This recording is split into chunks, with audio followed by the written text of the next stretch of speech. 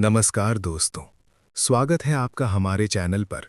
अगर आपको भी दिन भर की थकान के बाद कुछ सुकून भरी कहानियां सुनना पसंद है, तो आप बिल्कुल सही जगह पर आए हैं। तो आज की कहानी शुरू करने से पहले आराम से लेट जाइए, मोबाइल की रोशनी धीमी कर लीजिए और खुद को इस कहानी में खो जाने दीजिए, क्योंकि ये सिर्फ एक कहानी नहीं है, बल्कि एक एहसास है। तो चलिए शुरू करते हैं आज की कहानी। रात के 11:45 हो रहे थे। दिल्ली के प्लेटफॉर्म नंबर 6 पर सन्नाटा पसरने लगा था। समीर अपनी भारी सूटकेस घसीटते हुए कोच S13 की तलाश कर रहा था। अजीब बात यह थी कि प्लेटफॉर्म पर मौजूद कुली और वेंडर इस कोच का नाम सुनते ही कतरा रहे थे। एक बूढ़े कुली ने तो यहां तक कह दिया, साहब, अगले स्टेशन से कोच बदल लेना, ये डिब्बा ठीक नहीं है। समीर ने इसे अंधविश्वास समझकर अनसुना कर दिया। जैसे ही वो कोच के अंदर दाखिल हुआ, उसे एक अजीब सी भारीपन महसूस हुई। हवा में कपूर और सड़न की मिली-जुली गंध थी। डिब्बे की लाइटें मध्यम थीं और पुरानी पीली रोशनी फर्श पर नाच रही थी। पूरी बोगी खाली थी, बस आखिरी छोर पर एक बुजुर्ग व्यक्ति बैठा था, जिसका चेहरा एक पुराने अखबार के पीछे छिपा था। ट्रेन ने धीमी रफ्तार पकड़ी और शहर की रोशनी पीछे छूटने लगी। समीर अपनी बर्थ नंबर 24 पर लेट गया। बाहर घना जंगल शुरू हो चुका था। तभी उसे सुनाई दी, छन छन, छन छन, जैसे कोई पायल पहनकर कॉरिडोर में चल रहा हो। समीर ने उठकर देखा तो वहां कोई नहीं था। उसने सोचा शायद पहियों की आवाज होगी।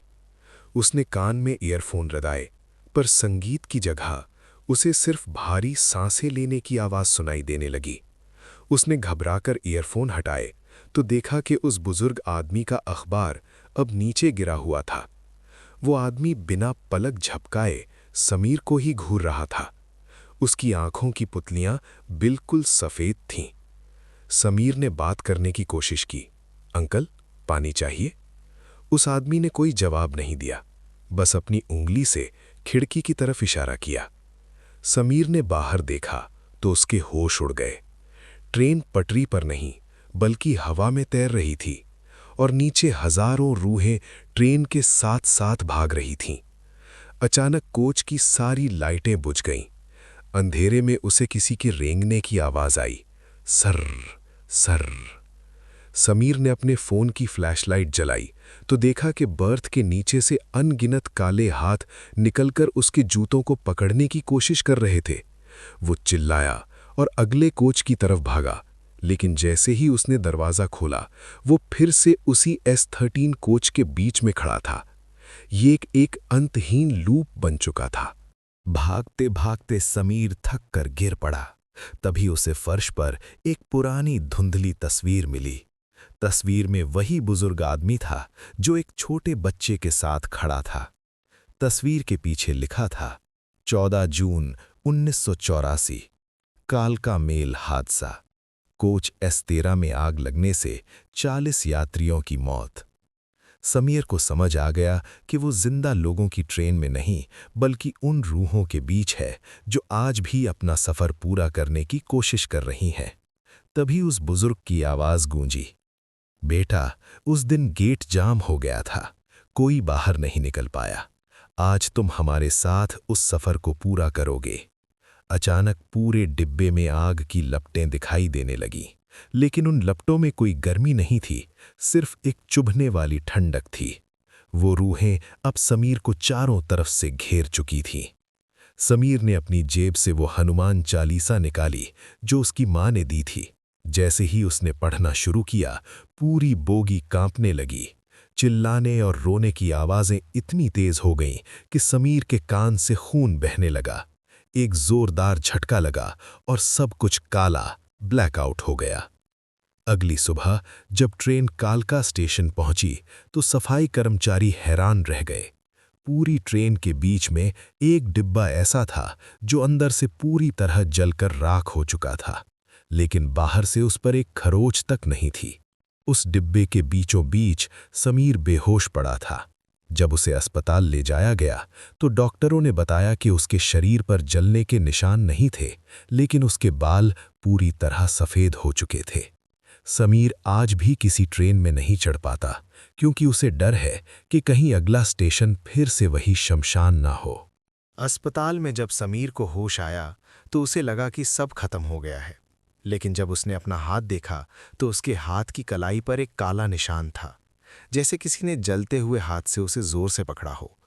डॉक्टर हैरान थे, क्योंकि समीर के कपड़े कहीं से जले नहीं थे, फिर भी उसकी खाल पर कोयले जैसी कालिख लगी थी। रात के 2 बजे जब पूरा अस्पताल सो रहा था, समीर को अचानक वही पुरानी रेलगाड़ी की सीटी सुनाई दी। पूं पूं। उसे महसूस हुआ कि उसके बेड के नीचे से वही ठंडी हवा आ रही है। उसने डरते हुए नीचे झांका तो वहां कोई नहीं था, लेकिन फर्श पर गीले जूतों के निशान बने थे, जो सीधे उसके बेड की तरफ आ रहे थे। समीर ने अपना मोबाइल उठाया।